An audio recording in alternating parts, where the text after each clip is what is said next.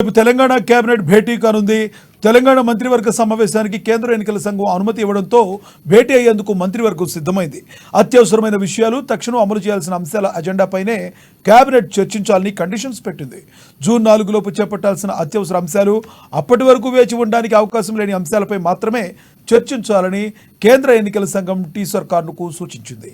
లోక్సభ ఎన్నికల ప్రక్రియ పూర్తయ్యే వరకు హైదరాబాద్ ఉమ్మడి రాజధాని, రైతు రుణమాఫీ అంశాలను వాయిదా వేయాలని షరతులు పెట్టింది కేంద్ర ఎన్నికల సంఘం.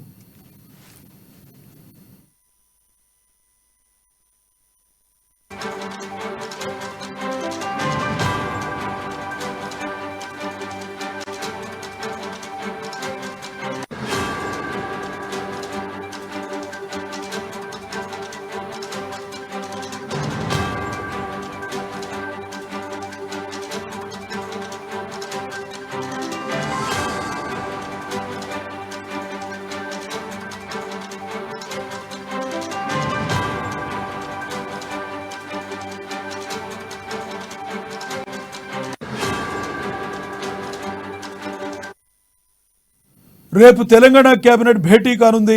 తెలంగాణ మంత్రివర్గ సమావేశానికి కేంద్ర ఎన్నికల సంఘం అనుమతి ఇవ్వడంతో భేటీ అయ్యేందుకు మంత్రివర్గం సిద్ధమైంది. అత్యవసరమైన విషయాలు, తక్షణం అమలు చేయాల్సిన అంశాల అజెండాపైనే కేబినెట్ చర్చించాలని కండిషన్స్ పెట్టింది. జూన్ 4 లోపు చేపట్టాల్సిన అత్యవసర అంశాలు, అప్పటి వరకు వేచి ఉండడానికి అవకాశం లేని అంశాలపై మాత్రమే చర్చించాలని కేంద్ర ఎన్నికల సంఘం టీ సర్కార్కు సూచించింది. లోక్సభ ఎన్నికల ప్రక్రియ పూర్తయ్యే వరకు హైదరాబాద్ ఉమ్మడి రాజధాని, రైతు రుణమాఫీ అంశాలను వాయిదా వేయాలని షరతులు పెట్టింది కేంద్ర ఎన్నికల సంఘం.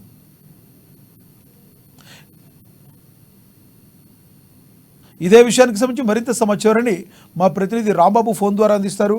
రాంబాబు, చెప్పండి, తాజాగా మీ దగ్గర ఉన్న సమాచారం ఏంటి? లక్ష్మణ్, తెలంగాణ కేబినెట్ సమావేశం రేపు సచివాలయంలో 3 గంటలకు ప్రారంభం జరగనుంది. ఇప్పటికే దీనికి సంబంధించి ఎలక్షన్ కమిషన్ ఆఫ్ ఇండియా నుండి కూడా గ్రీన్ సిగ్నల్ వచ్చినటువంటి నేపథ్యంలో దానికి సంబంధించి ఎజెండాను కూడా రూపొందించే పనిలో ప్రభుత్వం ఉన్నది.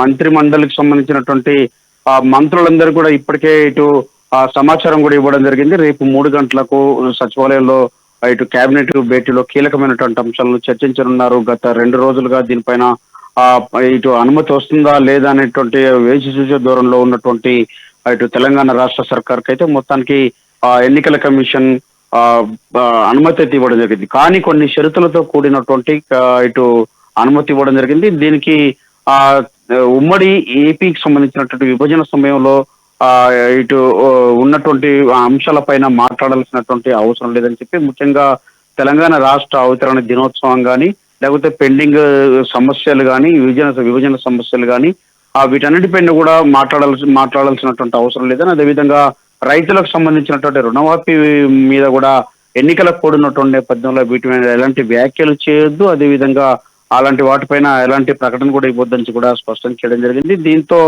ఈ 3 అంశాలు ప్రధానంగా ఇటు తెలంగాణ రాష్ట్ర అవతరణ దినోత్సవం, దాంతో పాటుగా విభజన సమస్యలు, అదేవిధంగా రైతులకు సంబంధించినటువంటి రుణమాఫీ, ఈ 3 అంశాలను మినహాయించి మిగతా ఆ అంశాలను ఎజెండాగా తీసుకొని యొక్క తెలంగాణ రాష్ట్ర కేబినెట్ అయితే సమావేశం కానుంది. రేపు 3 గంటలకు ప్రధానంగా వ్యవసాయం, రైతుల సంక్షేమం, దానికి సంబంధించినటువంటి ప్రధాన ఎజెండాగా ఉండేటువంటి అవకాశం ఉంది. అదేవిధంగా పాఠశాలలు ప్రారంభం అవుతున్నటువంటి నేపథ్యంలో విద్యా మౌలిక సౌకర్యాలు, విద్యారంగం వీటిపైన చర్చించేటువంటి అవకాశం ఉన్నది. దాంతో పాటుగా ఇటు ఖరీఫ్ సీజన్ ప్రారంభం అవుతున్నందున ఇటు దానికి ప్రణాళిక, ఖరీఫ్ పంట ప్రణాళిక కూడా రూపొందించేటువంటి అవకాశం ఉన్నది.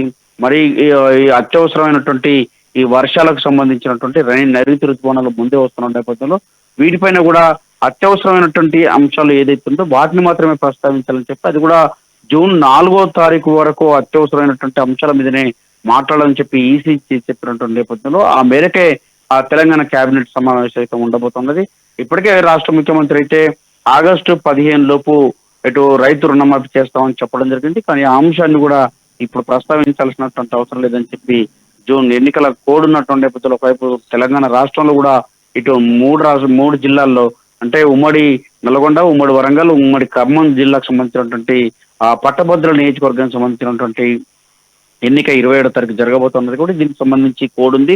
ఇప్పటికే సార్వత్రిక ఎన్నికలకు సంబంధించినటువంటి కోడ్ కూడా జూన్ 4 వరకు ఉన్నటువంటి నేపథ్యంలో ఈ అంశాలను మినహాయించి మిగతా అంశాల మీద చర్చించాలని చెప్పి ఈసీ సూచన మేరకు ఇటు షరతులతో ఇచ్చినటువంటి అనుమతికైతే ఆ మేరకే కేబినెట్ సమావేశం అయితే జరగబోతా ఉన్నది లక్ష్మణ్. Thank you Rambabu.